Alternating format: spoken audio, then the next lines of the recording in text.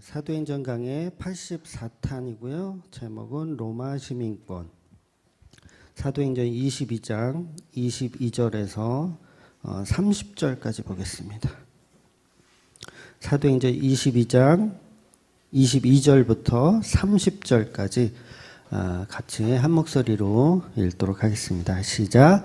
이 말하는 것까지 그들이 듣다가 소리질러 이르되 이러한 자는 세상에서 없애버리자 살려둘 자가 아니라 하여 떠들며 옷을 벗어 던지고 티끌을 공중에 날리니 천부장이 바울을 영내로 데려가라 명하고 그들이 무슨 일로 그에 대하여 떠드는지 알고자 하여 채찍질하여 신문하라 한대 가죽줄로 바울을 매니 바울이 곁에 서 있는 백부장더러 이르되 너희가 로마 시민 된 자를 죄도 정하지 아니하고 채찍질할 수 있느냐 하니 백부장이 듣고 가서 천부장에게 전하여 이르되 어찌해야 하려 하느냐 이는 로마 시민이라 하니 천부장이 와서 바울에게 말하되 내가 로마 시민이냐 내게 말하라 이르되 그러하다.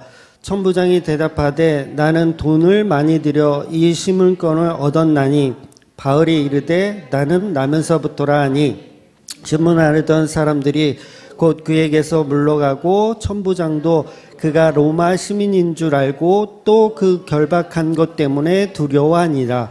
이튿날 천부장은 유대인들이 무슨 일로 그를 고발하는지 진상을 알고자 하여 그 결박을 풀고 명하여 제사장들과 온 공회를 모으고 바울을 데리고 내려가서 그들 앞에 세우니라.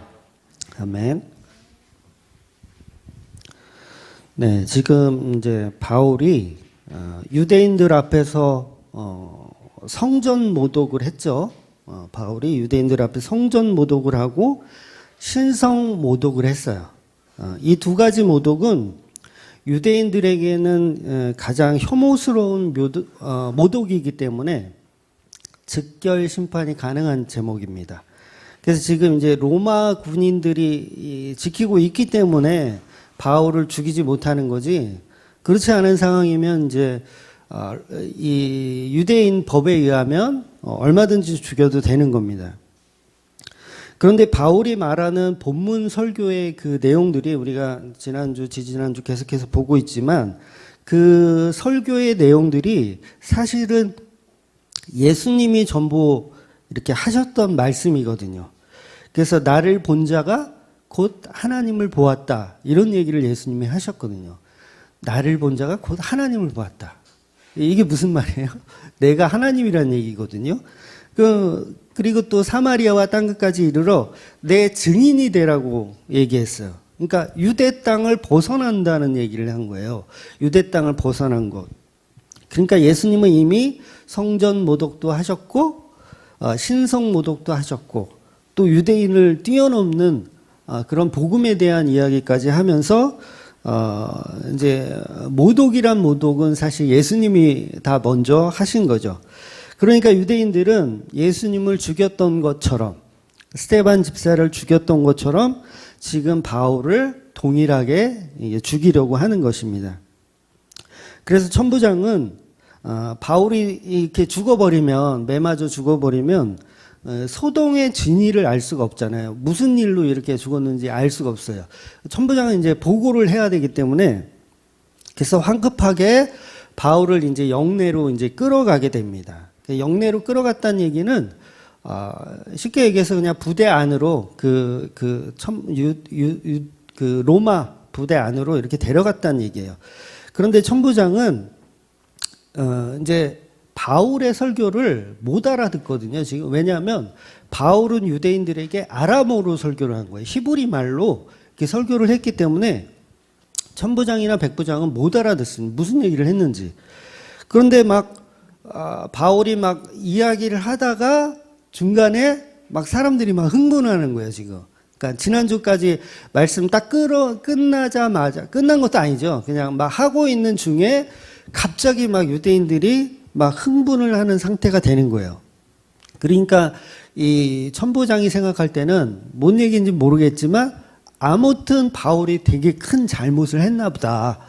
엄청나게 큰 실수를 했나 보다라고 생각을 하겠죠. 그래서 그 흥분하는 모습들을 보고 100% 이건 바울이 나쁜 놈인가 보다. 이렇게 생각을 한 거예요. 그래서 그 판단을 내리고 일단 채찍으로 저 바울이란 자를 일단은 때리고 봐라. 라는 식으로 한 거죠. 분명히 잘못을 한 건 맞는데 그 주인은 지금 밝힐 수가 없으니까 일단은 때리고 보라는 거죠. 그래서 천부장 입장에서는 지극히 당연한 상식적인 행동을 지금 하고 있는 거예요. 그러니까 누가 봐도 바울이 잘못한 걸로 들려요. 그러니까 말을 못 알아들어도 요건 사람들이, 이 많은 사람들이 괜히 흥분할 얘기가 없어. 분명히 바울은 뭔가 잘못했을 거야 라고 생각하는 거죠. 이게 바로 이제 궁중심리 같은 거죠. 그러니까 예수님이 돌아가실 때도 사실은 많은 사람들이 거기에 있었지만 다른 사람들이 다 예수는 죽여야 된다 막 이러니까 그런가 보다 하는 거예요. 그런가 보다. 그래서 이 모습이 사실은 이제 빌라도가 예수님을 죽이려고 했을 때하고 거의 비슷한 그런 정황이 지금 모습이 이렇게 포착이 되는 거예요. 그러니까 빌라도도 지극히 정상적인 행동을 한 거거든요. 빌라도도. 그러니까 뭐 빌라도가 뭐 악의적으로 예수님을 죽이려 한 것도 아니고 그냥 그냥 자기가 알고 있는 상식선에서 예수님을 십자가에 못 박게 이렇게 내버려 두게 되는 거죠. 그래서 천부장이 지금 백부장을 시켜서 바울을 때리라고 하는 것도 지극히 정상적인 상식적인 행동이라는 거죠. 그런데 바울이 느닷없이 로마 시민권 있는 자라는 것을 말하게 되는 거예요. 그러니까 나를 재판도 하지 않고 로마 시민인 나를 재판도 하지 않고 신문을 하고 때리는 것은 불법이라는 얘기를 하는 거예요. 그러니까 백부장이 이제 깜짝 놀란 거죠. 백부장이 깜짝 놀라서 천부장에게 이제 가서 바울이란 저자가 로마 시민이랍니다. 라고 보고를 한 거예요. 그러니까 천부장이 깜짝 놀라서 직접 내려오게 되는 거죠. 보통은 이제 죄인을 끌어오게 하는데 로마 시민이니까 천부장이 직접 바울에게로 간 거예요. 그래서 바울에게 가서 이제 네가 진짜 로마 시민권이 있느냐라고 이제 물어보는 거죠. 그래서 이제 바울은 그렇다. 내가 로마 시민권을 가졌다. 그래서 권력이든 돈이든 그 당시 이제 로마 시민권이라는 거 굉장히 이제 엄청난 특혜를 주어졌거든요. 그러니까 우리나라 옛날에 일본에 이렇게 당하고 살 때도 일본인을 조선인이 죽이면 그건 형벌이 더 크게 가중되는 거잖아요. 그 당시에도 로마 시민권 갖고 있는 로마 시민을 건드리면 재판하지 않고 그렇게 건드리면 심하면 사형까지도 받을 정도로 아주 엄청난 무서운 죄였습니다.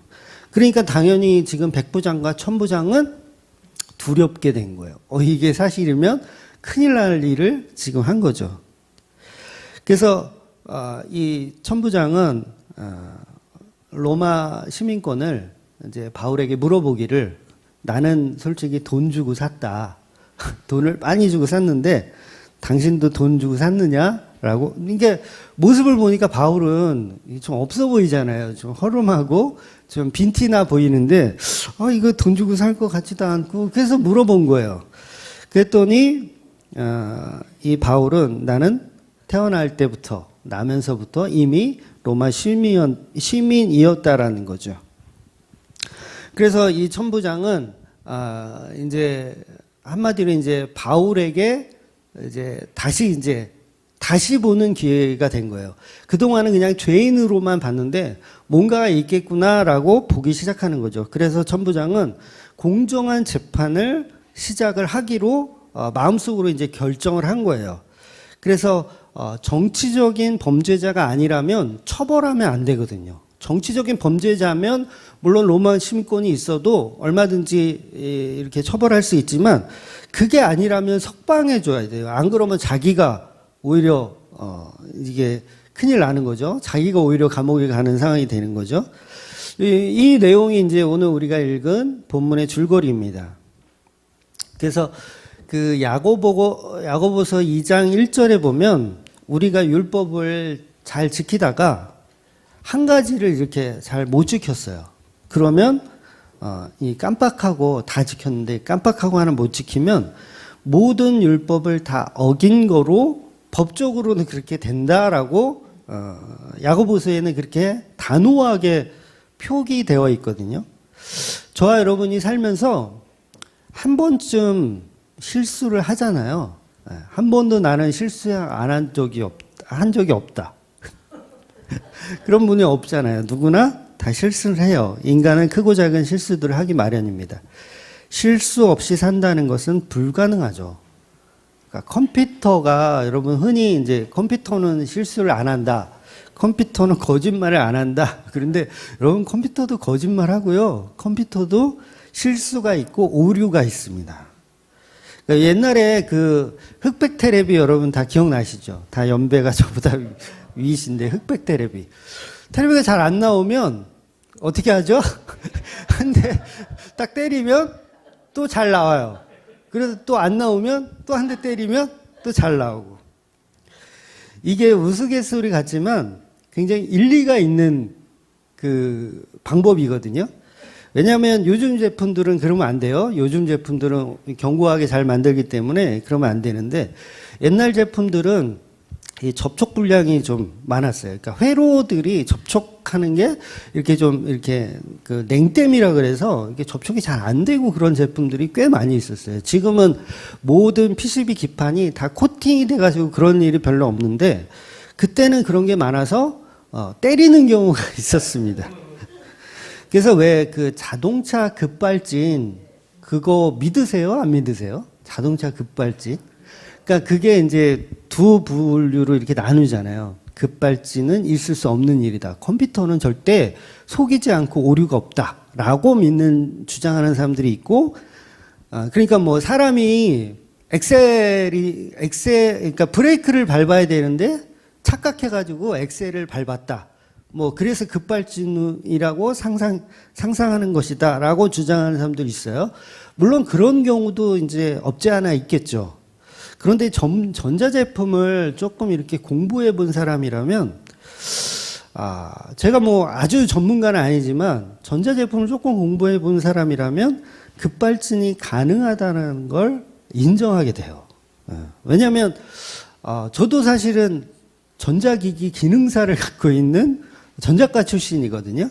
그래서 전자제품에 대해서 조금 아는데 오류를 증명해내기가 힘들지 오류는 있어요. 그래서 전자기기라는 것이 자기 마음대로 잘 움직이다가 갑자기 어느 순간 미쳐가지고 자기 마음대로 작동할 때가 있습니다. 그게 이제 외부의 어떤 전파의 영향도 있을 테고 여러 가지 전자기 영향을 받기 때문에 전자제품은 항상 정의롭지 않아요. 항상 지 멋대로 갈 때가 있습니다. 그래서 여러분 반도체라는 말 우리가 흔히 잘 알죠. 반도체. 도대체 이건 무슨 얘기냐? 반도체. 그러니까 반도체는 도체도 아니고 부도체도 아닌 중간 형태를 얘기하는 거예요. 그러니까 전기가 통하기도 하고 안 통하기도 하는 그런 중간 형태를 다 반도체라고 얘기합니다. 그래서 반도체라는 얘기를 한마디로 얘기해서 스스로 어떤 환경을 통해서 도체와 부도체를 조절할 수 있는 능력이 있는 걸 반도체라 그래요. 그래서 전자제품 안에는 이 반도체가 요새는 이제 다 들어있죠. 그래서 반도체 싸움 그러잖아요. 그래서 지금 삼성전자도 반도체 싸움을 하고 있는 거죠. 그런데 이 반도체라는 것은 그만큼 이 도체와 부도체의 중간 형태이기 때문에 오류가 당연히 있어요. 그래서 컴퓨터 기사들도요, 컴퓨터를 여러분 수리하지 않습니다. 하드웨어를 수리한다고 생각하는데 수리하는 게 아니라 그 부품을 교환해서 갈아 끼는 거예요. 그러니까 보통 이제 옛날 60년대, 70년대는 뭐 제품이 있으면 그걸 꺼내서 막 납땜하는 거 아시죠? 막 납땜을 해가지고 막 요새 기사들이 납땜하는 거 보셨어요? 납땜 안 해요. 그냥 다 갈아버리는 거예요. 새 제품으로 그 안에 들어있는 부품들을 아예 그냥 통째로 갈아버리는 거예요. 그러니까 얼마 전에 저희 그 집에서도 에어컨이 고장 났는데 에어컨 뭐 센서가 불량이 나서 이제 고장이 났어요. 그래서 어떤 동네 기사님이 오셔서 그 센서를 잘 닦어. 잘 닦고 수리하는 거죠. 잘 닦고. 그래서 이제 작동이 돼요. 안 되던 게 돼요. 그런데 그게 오래 갑니까? 오래 안 가요. 또 고장 나요. 그래서 진짜 LG 그 AS 기사가 와서는 그분은 어떻게 수리를 하냐면 아예 그 부품을 아예 새 걸로 갈아 끼우더라는 거예요. 그러니까 이제 작동이 잘 되는 거죠. 그렇듯 컴퓨터나 사람이나 다 오류가 있다는 겁니다. 일부러 하나님은 이 세상을 그렇게 창조하셨어요. 완전한 고장이 없는 세상으로 만들지 않으시고 뭔가 좀 부족한 듯 이렇게 세상을 만드셨다라는 거죠. 옛말에 그런 말이 있어요. 사람은 고쳐 쓰는 게 아니다. 그 말 아세요? 사람은 고쳐 쓰는 게 아니다. 옛 어른들의 말이 저는 일리가 있다고 생각해요. 여러분 같으면 급발진을 한 번 해서 사고 났던 자동차를 계속 타고 다닐 자신 있으신 분? 아무도 없을 거예요. 분명히 얘는 또 그렇게 할 가능성이 있기 때문에 전자회로를 아예 통째로 갈아버리거나 아니면 다른 차로 그냥 바꿔버리지 그 차를 또 타고 다니진 않더라는 거죠. 그러니까 사람이나 기계나 답이 없어요. 사실은 다 폐기 처분해야 맞습니다. 검은 머리 짐승은 거두지 마라. 이 말이 무슨 말이에요? 사람은 답이 없다라는 거예요. 사람은 그러니까 바리새인들이 예수님 때나 바울의 때나 지금이나 여전히 답이 없어요.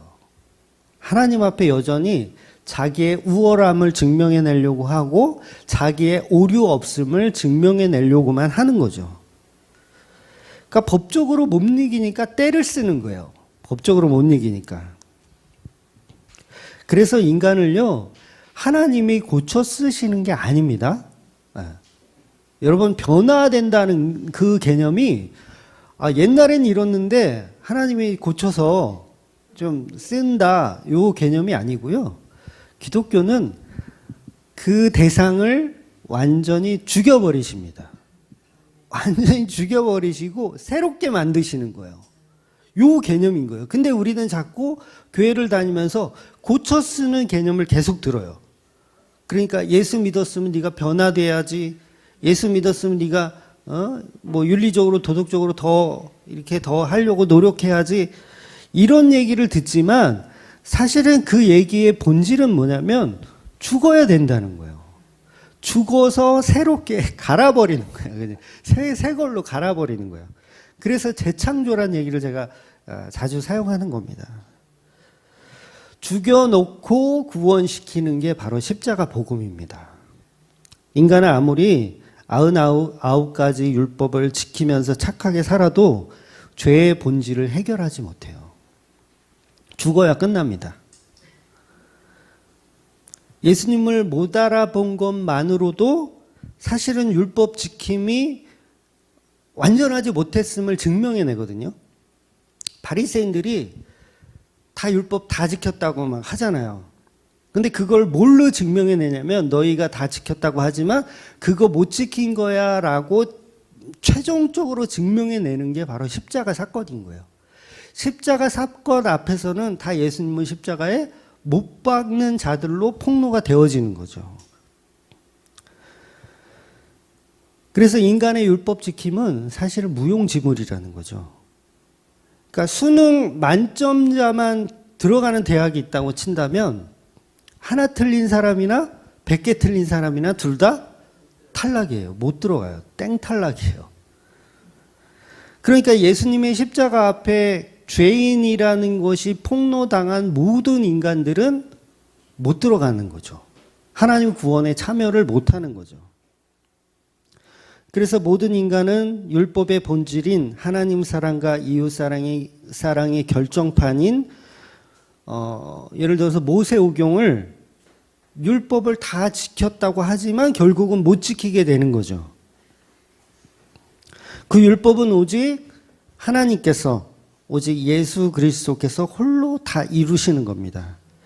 그 십자가라는 결과물만 진리이고 다 지킴이에요. 십자가만이 율법을 다 지킴이고 완성이란 단어를 사용할 수 있는 겁니다.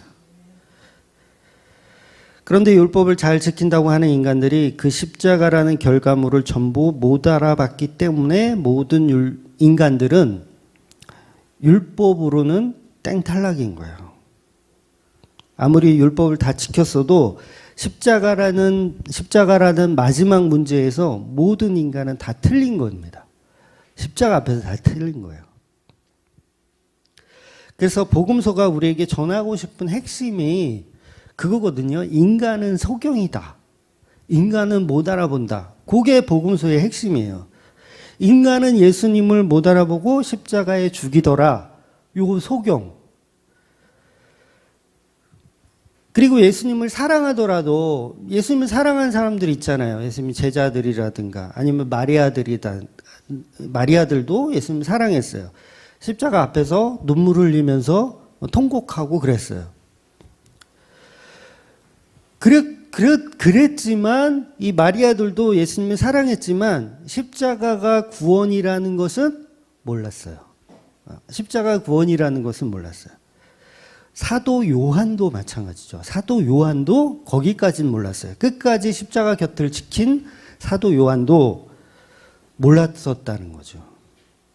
그러니까 예수님을 사랑하고 메시아로 알아본 제자, 물론 정치적 메시아로 알아봤어요. 대부분의 제자들은 십자가 앞에서 다 도망가게 되어지더라는 거죠. 그러니까 복음서가 말하고 싶은 게 그거인 거예요. 아무도 십자가 구원의 진리를 못 알아보았다. 모두가 소경이다. 그래서 마지막 선지자인 세례 요한조차도 요한복음 1장에서는 처음에 시작하는 요한복음 1장에서는 성령님이 메시아를 지정하여서 알려줘요. 예수 그리스도를 메시아로 지정하여 알려주기 때문에 세례 요한이 보라, 하나님의 어린 양이라고 딱 예수 그리스도를 지정해버리잖아요. 그게 요한복음 1장이에요. 시작하자마자 지정해버려요. 그런데 나중에 세례 요한이 감옥에 들어가서 생각해보니까 조금 아닌 것 같아. 그래서 예수님의 십자가는 결국은 세례 요한도 결국은 못 알아보는 걸로 폭로시켜서 그냥 죽게 만드시는 거예요. 그 이유는 아무도 십자가를 못 알아보는 것으로 끝내기 위해서예요. 왜냐하면 선지자도 사람이기 때문에. 예수님이 그러잖아요. 사람 중에 최고 사람이다. 뭐 그런 얘기 하시잖아요. 그러니까 마지막 선지자인 세례 요한까지도 십자가 전에 그냥 죽는 거예요. 그거 알고 죽으면 그거 예수님이죠. 그거 하나님이죠. 이게 하나님의 계획이었어요. 모든 인간은 예수 그리스도의 십자가의 은혜를 못 알아보는 걸로 끝나는 것. 그래서 인간은 전부 반도체죠. 반도체. 이것도 아니고 저것도 아니고. 잘 있다가 급발진하는. 괜찮은 것 같은데 급발진하는. 불안한 인간. 소경인 거죠. 그래서 예수님은 세례 요한을 살려주지 않으세요. 얼마든지 살려주실 수 있거든요. 아, 너는 조금 사역 더 해. 나를 더 증거하고 나를 더 알려. 너는 죽지 말고 사역 더 해. 얼마든지 살려주실 수 있는데 세례 요한은 헤롯손에 그냥 어이없이 그냥 죽게 돼요. 십자가도 보기 전에. 그냥 죽게 놔두시는 거예요. 십자가는 인간의 안목으로는 도저히 알 수 없게 만드신 거기 때문에 그렇습니다. 어떤 인간도 십자가를 알아보지 못하는 거예요. 그러니까 성령이 오셔야 십자가를 알아보는 방식을 터득하는 거죠. 그때 이제 소경이 눈을 뜨는 거죠. 예수님이 죽고 부활하시고 성령이 임해야 이제 십자가를 바로 이해할 수 있게 되는 거예요. 그러니까 저와 여러분은 정말 은혜의 시대에 살고 계신 거예요. 그 십자가를 알아볼 수 있는 은혜의 시대를 살고 계신 거. 여러분, 성령님이 예수님 승천하시기 전에는 없었나요? 예수님이 승천하시기 전엔 성령님이 없었어요? 있었죠. 네. 구약에서도 있었잖아요. 있었어요. 근데 왜 예수님께서 내가 가야 성령님이 또 온다라는 식으로 이상한 얘기를 왜 하실까요? 이 얘기는 십자가를 알아볼 수 있는 눈이 성령님을 통해서 주어진다라는 얘기를 하고 계신 거예요. 그래서 오직 성령님이 하시는 일은 그 십자가를 알아듣게 하는 일, 십자가를 증거하는 일을 하신다는 겁니다. 그래서 성령님은 저와 여러분에게 어떤 로또 복권 이렇게 알려주시는 분이 아니세요. 어떤 분은 열심히 기도하더라고요. 성령님 딱 5자리만 알려주세요. 나머지는 제가 찍을 테니까 5자리만 알려주세요. 이 터에 교회를 차리면 성령님 한 30배, 60배, 100배의 결실을 얻겠습니까? 뭐 부채도사 찾아가듯이 그랬습니까? 그런 유치한 정보를 전달해 주는 분이 성령님이 아니고 오직 십자가를 증거하시는 분이 성령님이라는 것이죠. 그 때문에 예수님이 떠나신 후에 십자가에 대한 바른 해석이 가능하다라는 그 얘기를 하시는 겁니다. 그래서 사실은 성령님은 태초부터 계셨고 예수님의 탄생부터 모든 것을 다 지켜보고 계신 분이세요.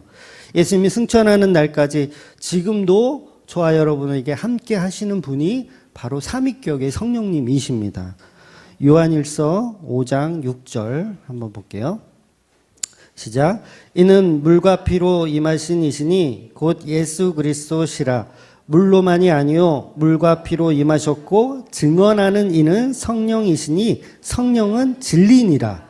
그러니까 성령님의 진리인데 그 진리가 뭘 증언하냐면 예수 그리스도의 피를 증거한다는 거예요.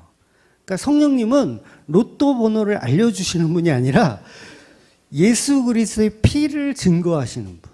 그러니까 저와 여러분이 예수 그리스도의 피가 구원의 문이라는 것을 깨달았어. 그러면 이거 누가 주시는 은혜냐면 성령께서 내 안에 오셔서 나에게 믿음을 허락하여 주셨다라는 거죠. 그래서 성령님은 진리만을 얘기하는데 그 진리는 피의 진리, 피를 증거하는 진리라는 거죠. 그래서 예수의 피를 증거하는 사람이면 그가 곧 성령이 임한 사람이라는 거예요. 그러니까 목사님들이 막 설교를 하다가 막 뭐 인문학도 끌어다가 뭐 종교적인 거 다 끌어다가 설명해도 좋아요. 저는 그런 설교 자체가 나쁘다는 건 아니에요. 좋아요. 그러나 그 메시지의 결론이 예수 그리스도의 피를 증거하지 않으면 그건 설교가 아니라는 거죠. 그런데 많은 사람들이 거기에 막 호응하고 예수 그리스도의 피가 없는 설교에 호응하고 피가 없는 설교를 높이 평가하고 이러는 게 뭐예요? 전부 아직도 성령 받지 못한 소경들이라는 거예요. 성령님은 오직 예수 그리스도의 피만 증거하고 있는데 그것만이 진리라고 선포하고 있는데 여전히 우리는 우리가 원하는 것들을 해결받는 일을 성령님이 임하셨다라고 착각하더라는 거죠. 그래서 감옥에 있는 세례 요한이 제자들을 시켜서 예수님을 찾아가게 해서 질문하죠. 당신이 우리가 기다리던 메시아가 맞습니까? 아니면 우리가 다른 메시아를 더 기다려야 합니까? 라고 세례 요한도 나중에 미쳐가지고 질문을 하잖아요. 뭐예요? 세례 요한도 아직 예수 그리스도의 피에 대한 개념을 정리하지 못한 거예요. 그래서 예수님은 명확한 답을 주시지 않습니다. 세례 요한인데도 명확한 답을 주지 않으세요. 그러니까 저 같으면 요한아 좀만 참어. 내가 이제 십자가를 통해서 내가 물과 피를 다 쏟아서 이 세상을 구원할 테니 너는 조금만 기다려. 이렇게 자상하게 설명해도 되는데 야 너희들이 보고 들은 소문대로 그냥 가서 전해. 이거 끝이에요. 그러니까 세례 요한은 궁금증을 가진 채로 뭐예요? 그냥 죽어버리는 거예요.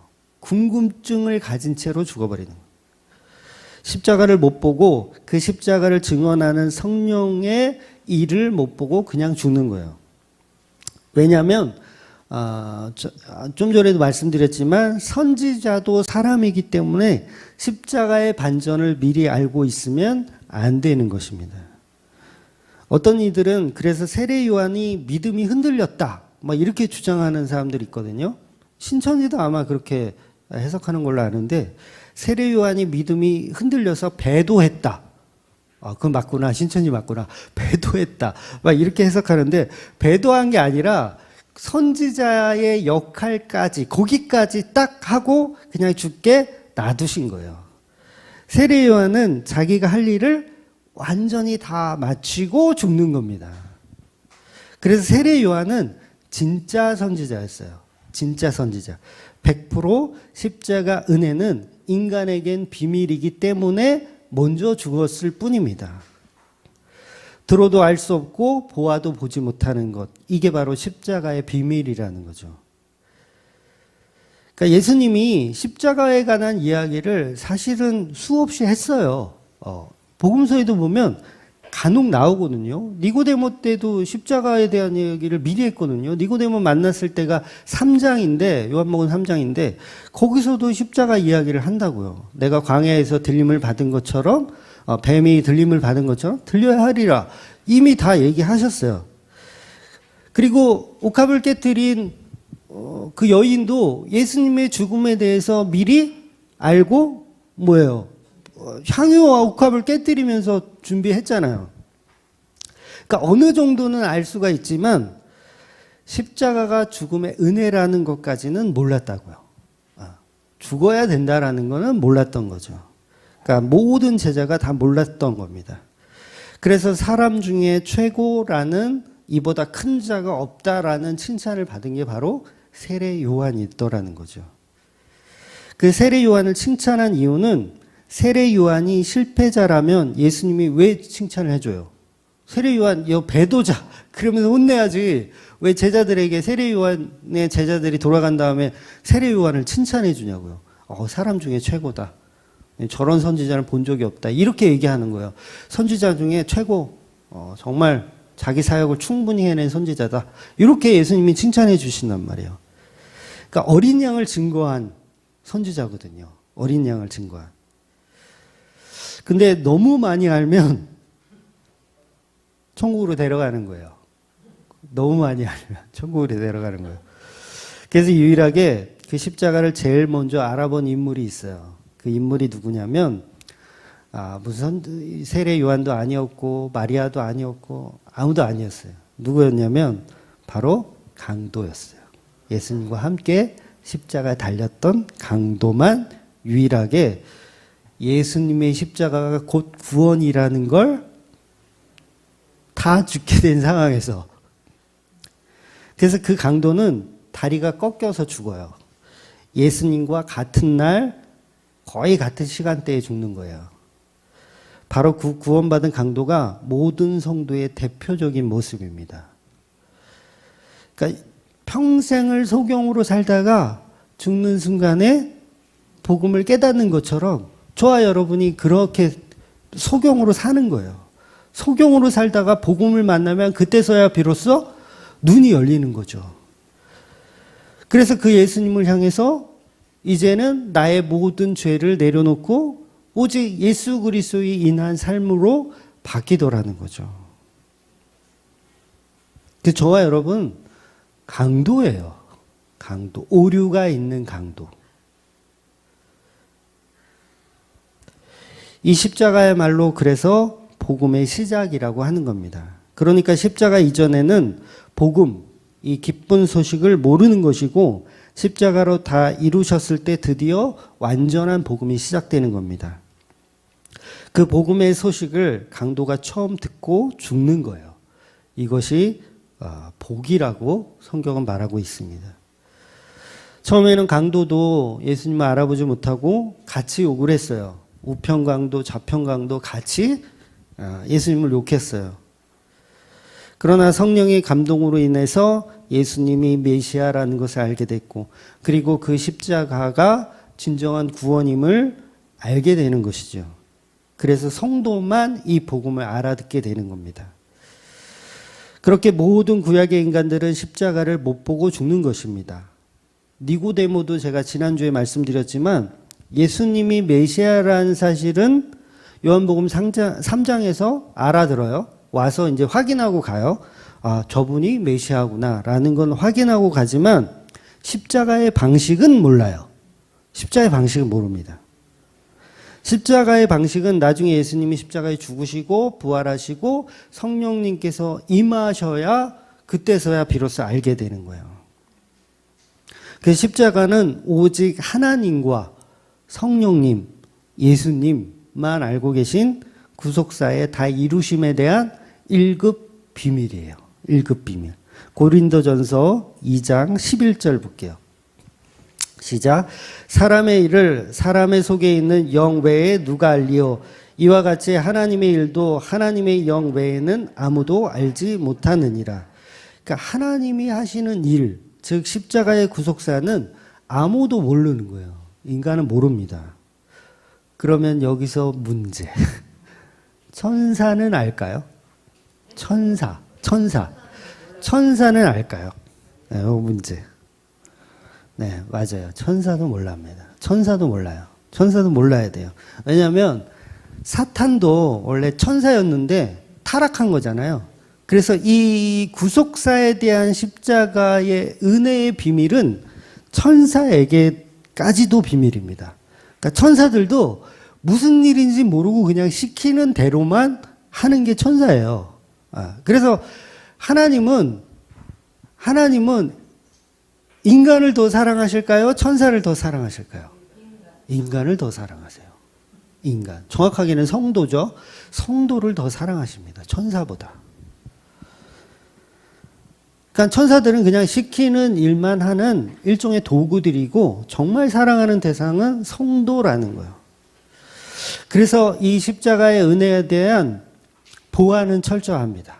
오직 성령님만 아시는 일이었어요. 천사들도 몰라요. 아니 예수님이 왜 저렇게 십자가에 달리시지? 도대체 우리 하나님 이해가 할 수 없네. 왜 예수님을 죽게 내버려 두시지?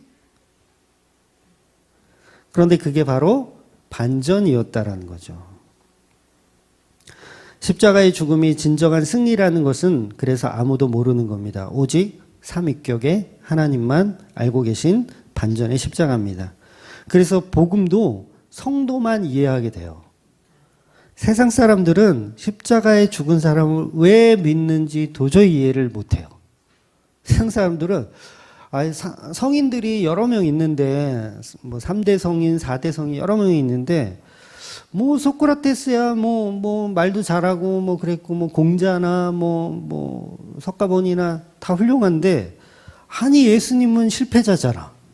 십자가에 죽은 사형 선고를 받은 죄인인데 아니 뭐 이순신 장군처럼 나라를 살렸어요. 아니면 세종대왕처럼 뭐 한글을 만들었어요. 예수님 뭘 했어요?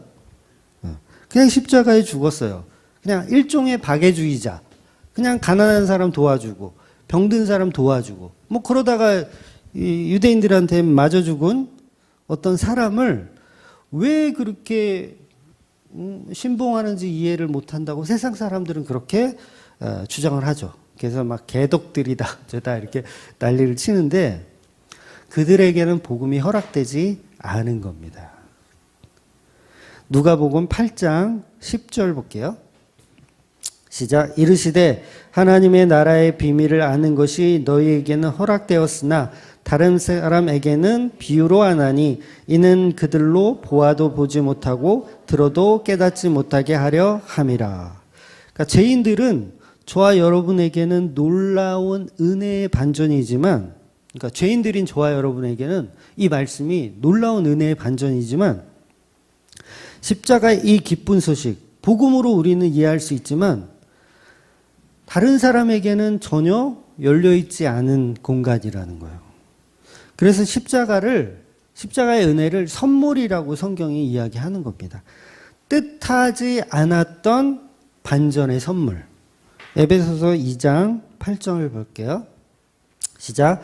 너희는 그 은혜에 의하여 믿음으로 말미암아 구원을 받았으니 이것은 너희에게로 난 것이 아니요 하나님의 선물이라. 그래서 성경에서 기쁜 소식, 참된 복음은 십자가밖에 없어요. 다른 건 복음이라고 할 수가 없습니다.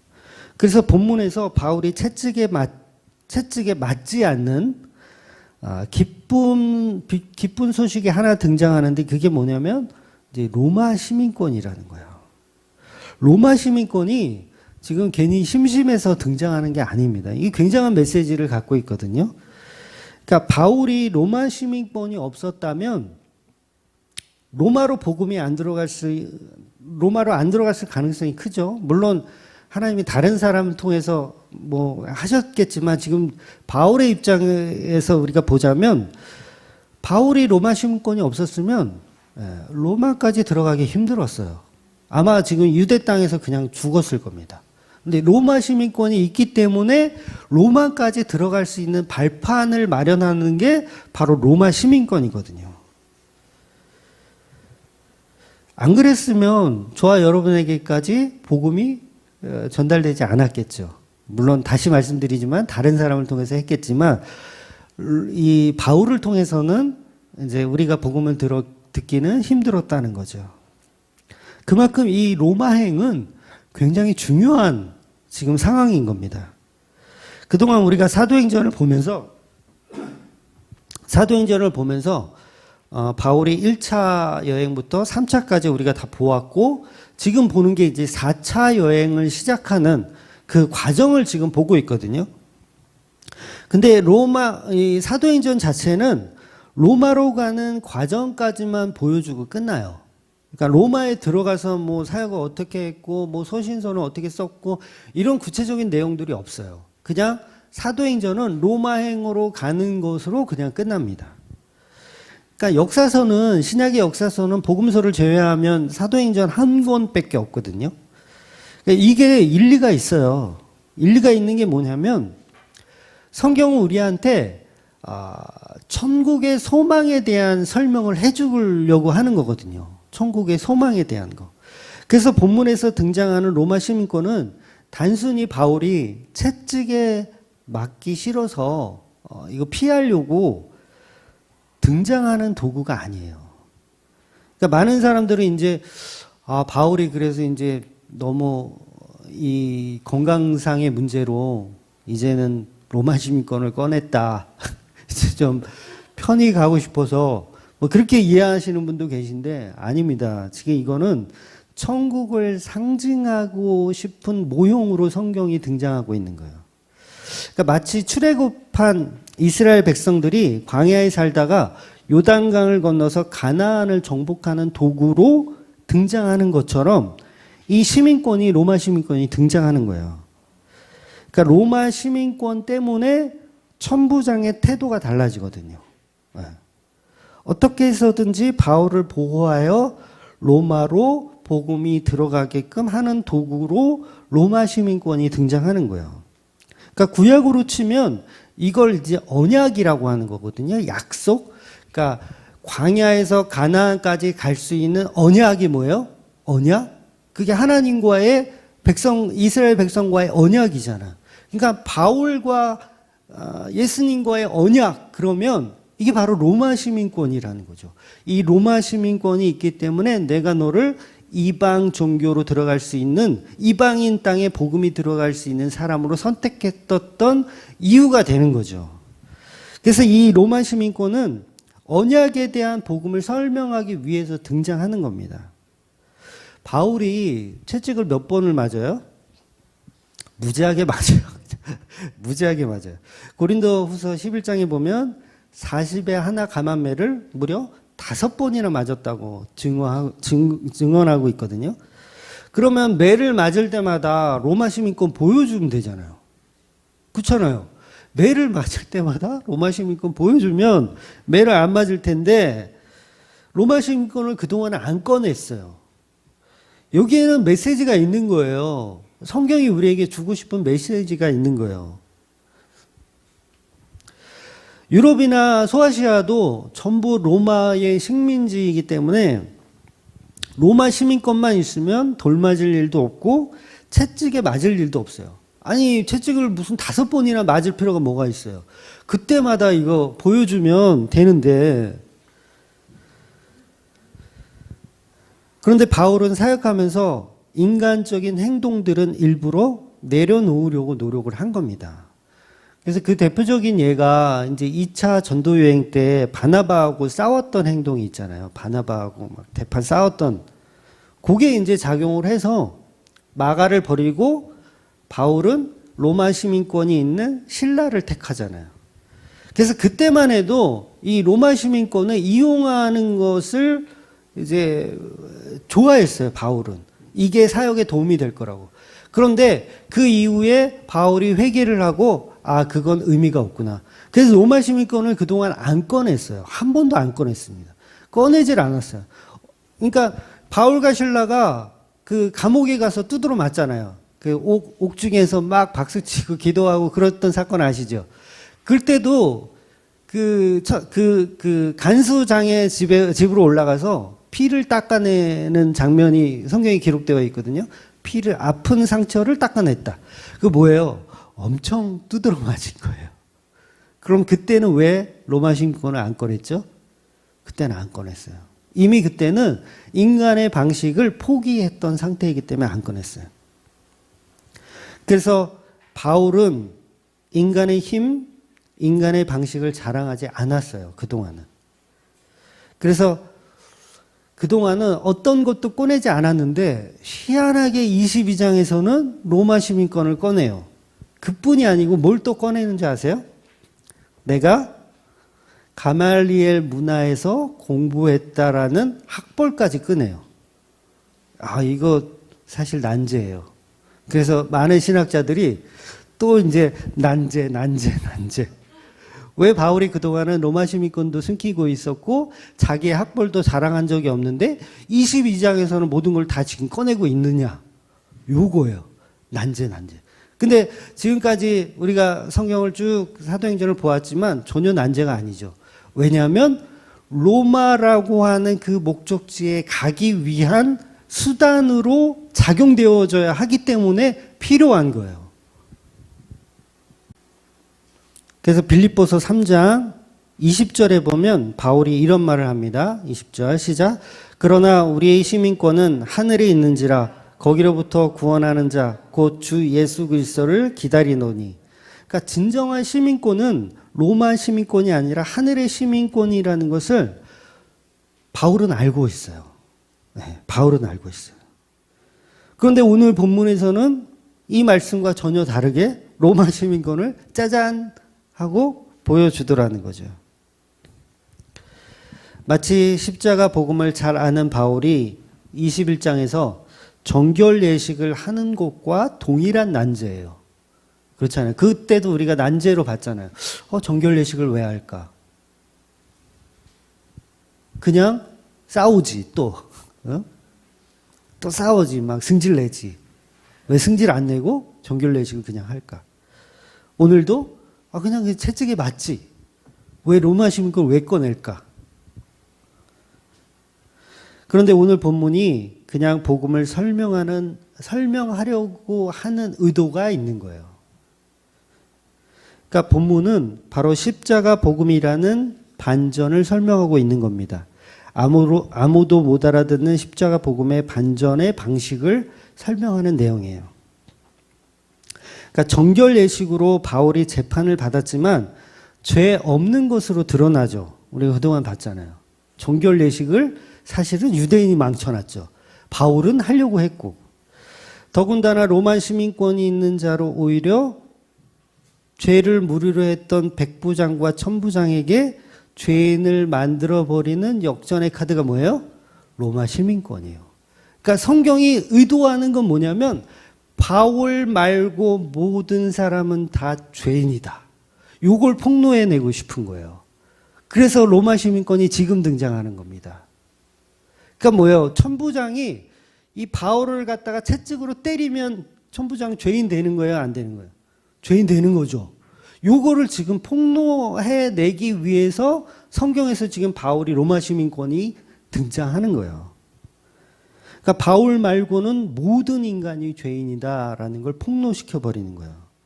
이게 바로 복음입니다.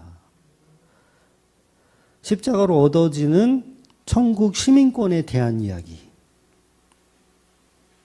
다시 말씀드릴게요. 바울 말고는 모든 사람이 죄인으로 폭로시켜 버리기 위해서 로마 시민권이 등장하는 거예요. 그러니까 예수님의 십자가만 정의이다. 이 얘기를 하고 싶은 거예요, 성경이. 예수님의 십자가만 의다. 너희들은 다 죄다. 이 비유적으로 로마 시민권을 들어서 폭로하는 거예요. 그러니까 지난주에 본문 설교 내용을 듣고 바울의 말이 끝나기가 무섭게 오늘 본문은 바울의 말을 더 들어보려 하지도 않고 유대인들이 바울을 죄인으로 보고 격분을 하잖아요. 죄인으로 보고 격분해. 근데 오히려 성경은 격분하던 너희들이 죄인이라는 걸 폭로해내는 거예요. 심지어는 그 중재하고 있는 천부장과 백부장까지도 죄인으로 폭로시켜버리는 거예요. 그러니까 거룩한 성전에서 나사렛 예수가 나왔다고 하는 말이라든가 다메섹에서 예수님의 음성을 들었는데 그 음성이 하나님의 음성이라고 하는 아나니아의 해석이라든가 구원은 유대 땅에 머물러야 하는데 이스라엘 땅에 머물러야 되는데 이방인에게 주어진다는 내용이라든가 이런 것들 때문에 유대인들이 격분했는데 그 격분 자체가 죄인으로 폭로시켜버리는 거예요. 그래서 죄인들은 바울의 말을 더 이상 들어보지도 않고 죽여버리라고 하는 겁니다. 이게 지금 예수님을 이야기하는 거예요. 예수님의 십자가를 그대로 재현하고 있는 사건입니다. 그래서 우리가 뭘로 살아나느냐면 태어날 때부터 정해진 그 은혜로 살아나는 거예요.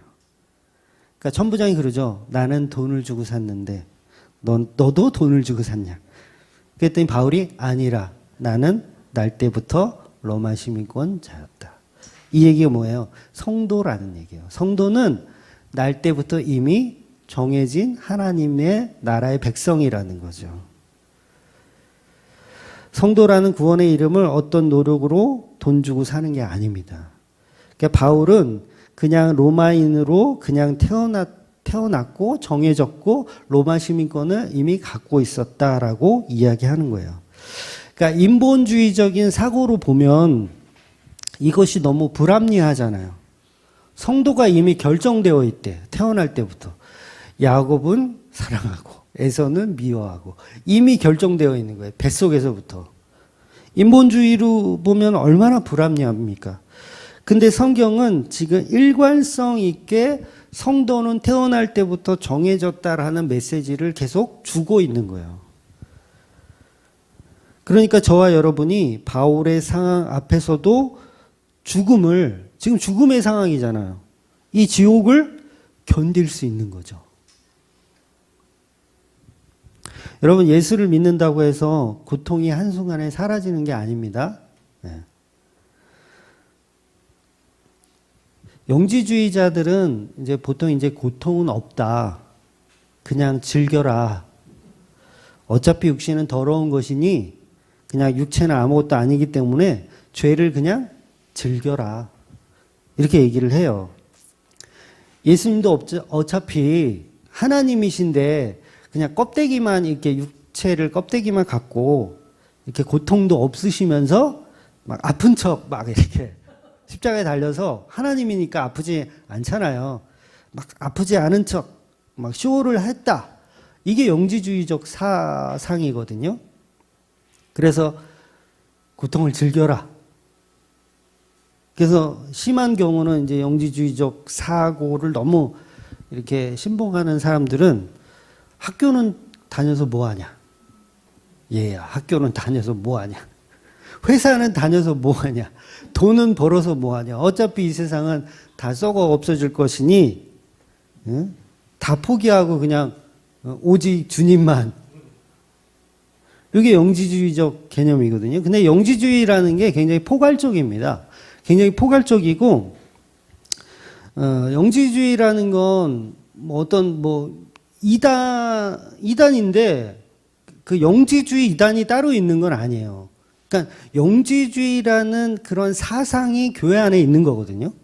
그러니까 율법주의가 교회 안에 있잖아요. 막 주일 성수, 11조, 목숨같이 해야 된다. 이것도 율법주의적인 하나의 사상이고 영지주의적인 사상도 교회 안에 있는 거예요. 그냥 이 세상은 다 썩었으니까 우리는 그냥 그냥 학교도 가지 말고 그냥 회사도 때려치고 그냥 목사님 앞에 그냥 주여 주여만 하고 있자. 그래서 어떤 걸 만들어요? 수도원 같은 걸 만들잖아요. 수도원을 만들어서 거기 들어가 가지고 막 고행하고 막 40일 금식 기도 막 이런 거 하고 그런 거 해보셨어요? 그런 게 다 영지주의적 개념에서 나온 거예요. 40일 금식을 왜 해요? 그거 예수님이 하신 거지. 자기가 예수님이에요? 정신 나간 거죠.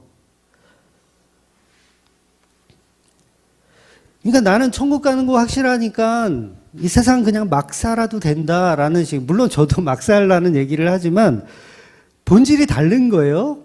잘 이해하고 들으세요. 그러니까 나그네라는 표현이 굉장히 좋은 표현이잖아요. 이 세상은 그냥 나그네처럼 왔다 간다. 좋은데 이걸 또 악용하면 어차피 떠나갈 세상. 열심히 살면 뭐하나. 대충 살다가 죽으면 천국까지. 그런 천국 없다니까요. 천국을 기대하고 있는데 막상 눈을 떠보니까 거의 지옥이에요. 그런 천국 없다니까요. 전도는 성령님이 하실 텐데 전도는 해서 뭐하나. 그러니까 개혁주의를 어설프게 공부하면 이런 부작용들이 있어요. 그러니까 개혁주의 안에서도 사실 영지주의가 많거든요. 그러면서 막 교회에서는 막 착한 척하고 집에 가면 마누라 패고 애들 때리고 학대하고 복음으로 정당화 시키잖아요. 제가 이제 설교에 이제 가끔 그런 얘기 하잖아요. 막 살아도 막 사십시오. 저는 막 살라고 하지 않고 막 살아봐야 뭐 의미 없다라는 표현으로 막 살라는 걸 하거든요. 그래서 막 성격대로 살아라 막 그런 얘기를 했는데 어떤 분이 제 설교를 듣고 자기 마누라한테 막 했대요. 그냥 성격대로. 이현 목사가 성격대로 뭐 그냥 살라니까 그냥 성격대로 막 했대. 그 부인이요, 저를 찾아왔어요. 실제로.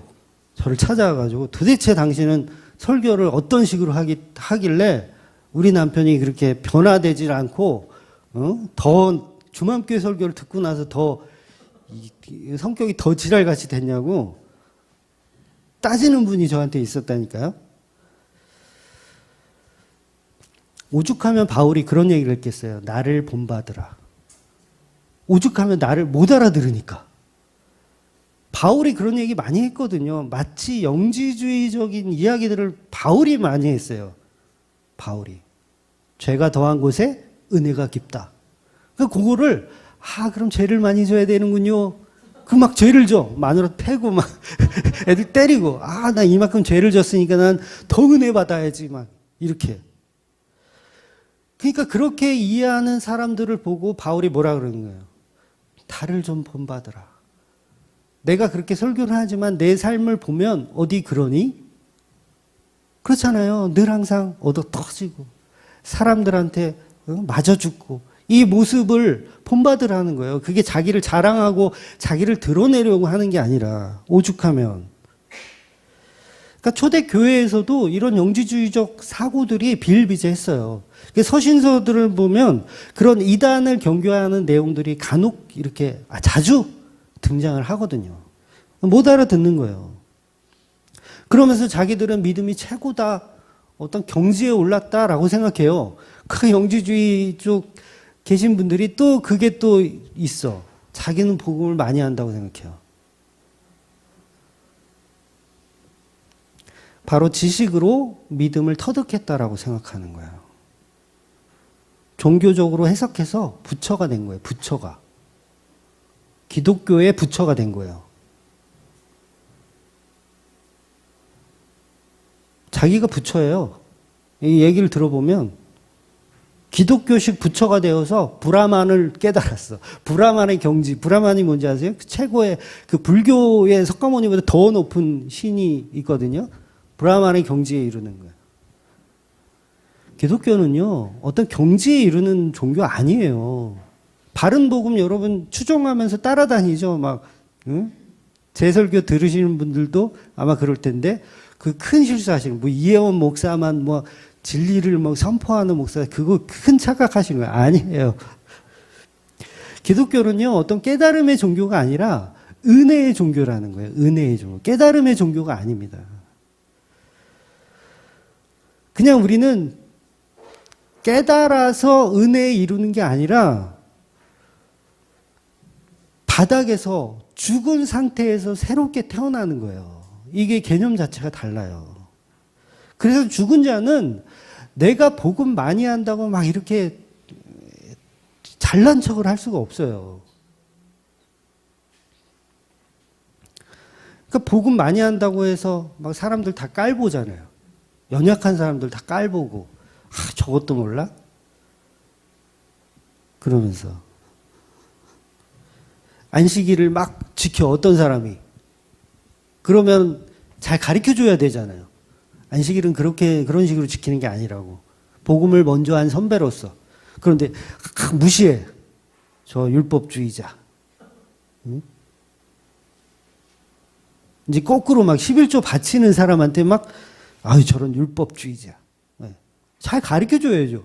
예수님의 십자가로 11조가 끝났다라고 이렇게 잘 가르쳐 줘야죠. 자기 지식이 복음을 뛰어넘었다라고 생각하는 거예요. 그래서 복음주의로 위장한 영지주의 사상을 가진 사람들이 교회 안에서도 많이 질비해 있는 겁니다.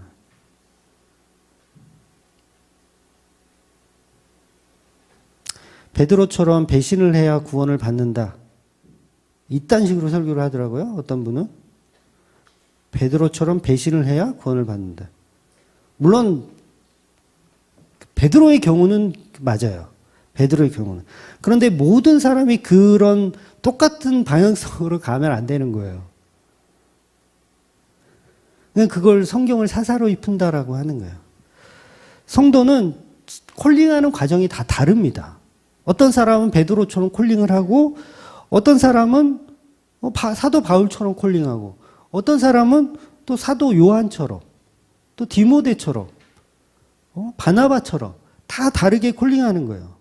그런데 전부 베드로처럼 예수님을 배신하는 자로 가야 은혜가 쏟아진다라고 이야기하는 사상 자체가 뭐예요? 그게 영지주의적 사고예요, 그게.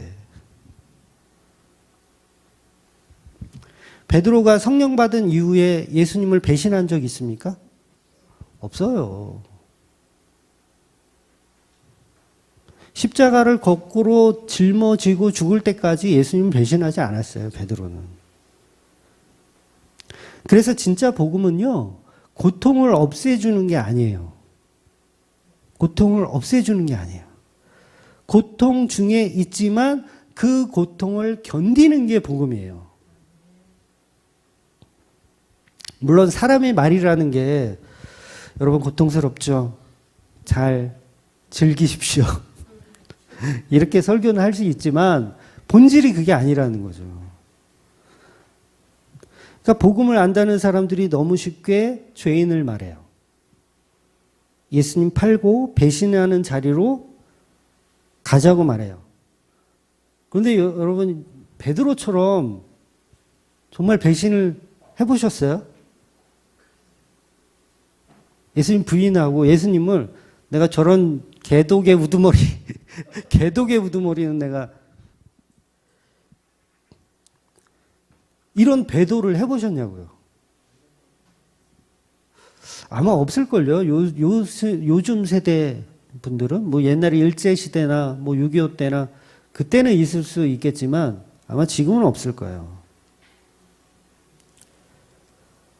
제가 일전에 말씀드렸나요? 제가 20대 초반에 제가 고등학교 때부터 교회를 다녔기 때문에 고등부 교사도 했었고요. 그 다음에 학생회 회장도 했었어요. 그러니까 굉장히 교회 오빠였어요. 교회 오빠. 근데 어느 날 뭔가 이게 틀어졌어.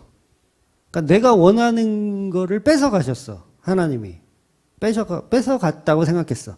그래서 하나님한테 이거 안 주면 하나님 안 믿어요. 예수 안 믿어요. 그리고 제가 절에를 들어갔어요. 진짜 싫어요. 절에를 들어갔어요.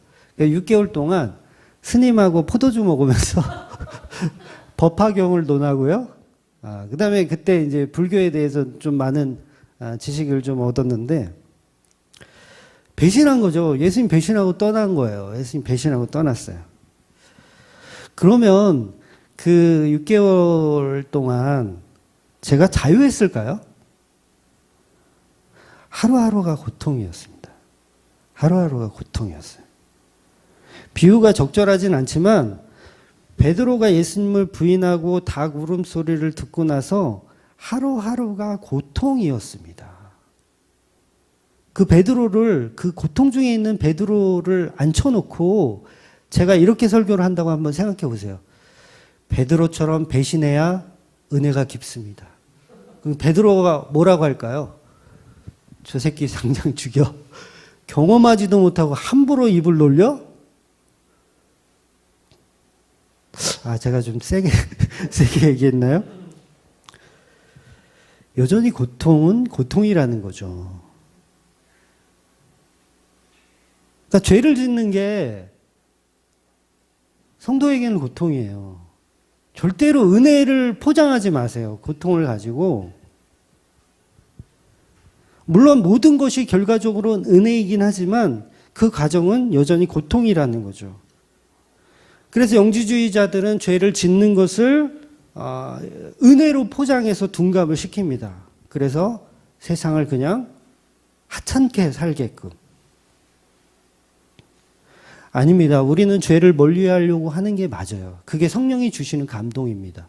죄를 보면 멀리하고 싶은 마음이 드는 게 정상적인 거예요. 그냥 지식으로 알기 때문에 이 죄도 하나님 은혜를 주실 거야 라는 식으로 생각하죠.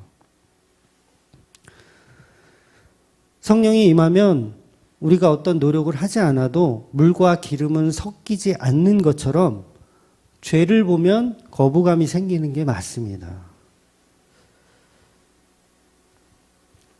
지옥 가는 사람들은 그 고통을 아무렇지도 않게 여기겠지만 베드로는 닭 울음 소리가 내 살이 타들어가는 느낌이었을 거예요. 그래서 가룟 유다를 등장시켜서 죄의 고통이 어떤 것인지를 일부러 저와 여러분에게 설명하고 있는 거예요. 베드로나 가룟 유다나 둘 다 똑같이 죽어야 하는 고통을 맛본 거예요. 베드로는 고통을 덜 맛봤고 가룟 유다는 팔아먹었으니까 더 맛봤고, 이게 아니라니까요. 가룟 유다와 베드로 중 누가 고통이 더 심했을까?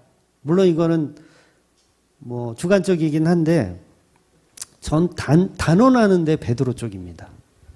왜냐하면 베드로는 어떤 액션을 취할 수도 없는 상황이었고 가룟 유다는 그나마 성전 가서 돈이라도 뿌리고 그다음에 내가 잘못했다라고 뭔가 액션이라도 취했어요.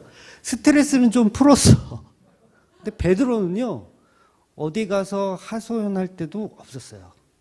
그럼 누가 더 고통스러웠다고 봐야 돼요? 저는 베드로가 더 고통스러웠다고 봅니다.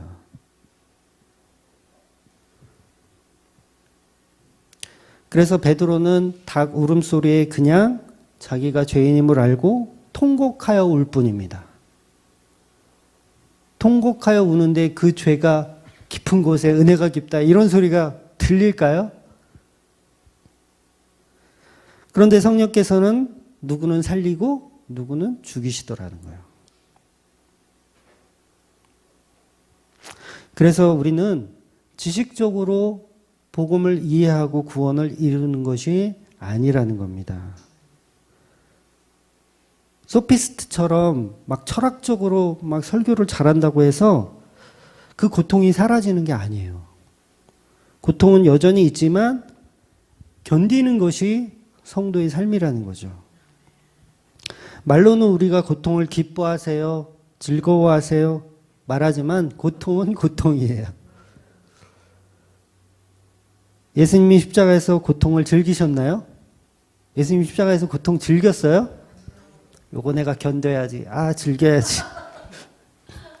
그게 영지주의라니까요. 예수님은 그 고통을 즐기신 게 아니라 그 고통을 당하셨습니다. 네. 영지주의와 복음주의는 이게 다른 거예요. 예수님은 고통을 즐기신 게 아니라 고통을 당하신 거예요. 그래서 예수님 뭐라 그래요? 엘리 엘리 라마 사박다니. 아버지요 아버지요 어찌하여 나를 버리셨나이까. 이게 뭐예요? 고통을 당하고 있는 거예요. 고통을 즐겼으면 이런 말을 안 하죠. 고통스러운 척 쇼하신 게 아니라 그 고통을 당하신 거고, 하나님은 정말 예수님을 버리신 거예요.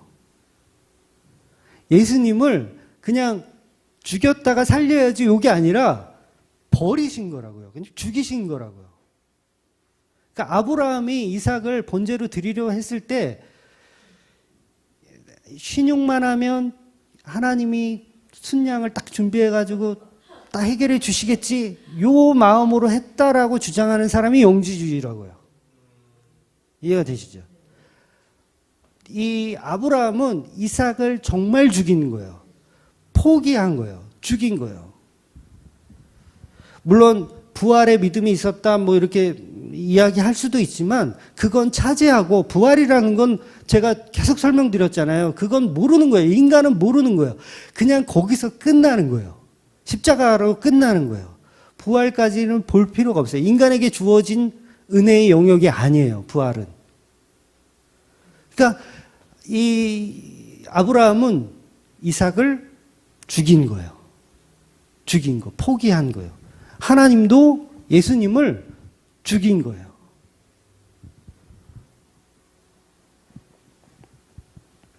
그래서 사도 바울이 말한 죄가 더한 곳에 은혜가 깊다라는 이 말을 우리는 왜곡해서는 안 됩니다. 죄를 짓는 것이 축복이라고 착각하는 것이 아니고 그 방향성을 잘 이해해야 되는 거예요. 고통은 즐기는 것이 아니라 당하는 것입니다. 우리가 처절하게 피 비린내 나는 그 고통을 당하는 것이고, 그게 십자가라는 것이죠. 그러니까 십자가를 자꾸 어떤 액세서리로 우리가 생각하는 경향이 있어요. 무슨 연단의 도구 뭐 이런 거, 흔히들 연단의 도구, 막 그 선교사들 그리죠. 막 거기 선교 나가가지고 막 가난하고 막 헐벗고 못 먹고, 이게 다 십자가의 고통입니다. 그럼 제가 속으로 지랄하지 마. 그게 무슨 십자가 고통이야. 네가 대리운전이라도 해야지. 노가다라도 나가야지. 그게 무슨 십자가 고통이야. 속으로, 겉으로는 얘기 안 하고. 그러니까 이게 뭐예요? 액세서리로 생각하는 거예요. 예수님의 십자가를 이미 액세서리화하고 있는 거예요. 이게 영지주의적 사상이에요. 이것 또한. 십자가는 완전한 죽음입니다. 완전한 분리. 하나님과의 끊어짐. 완전한 분리, 십자가. 거기서 완전한 죽음에서 새싹이 트는 거예요. 그게 바로 재창조고, 그게 구원의 방식입니다. 그런데 모든 것을 다 예상하고 있어. 인간 주제에 십자가 뒤에 있는 부활까지 다 예상하고 있으면 그걸 영지주의라고 하는 거예요. 그래서 십자가는 하나님만 아시는 1급 비밀입니다. 고통을 즐기는 것과 당하는 것 비슷한 것 같지만 전혀 다른 해석이 나옵니다.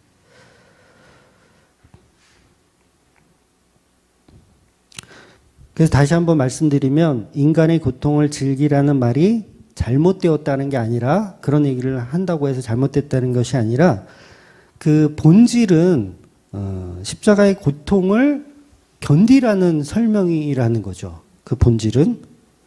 그래서 십자가는 고통이다. 십자가는 고통이다. 그러니까 바울이 지금 책상 앞에 앉아가지고 저처럼 저는 책상 앞에 앉아서 설교를 준비하거든요.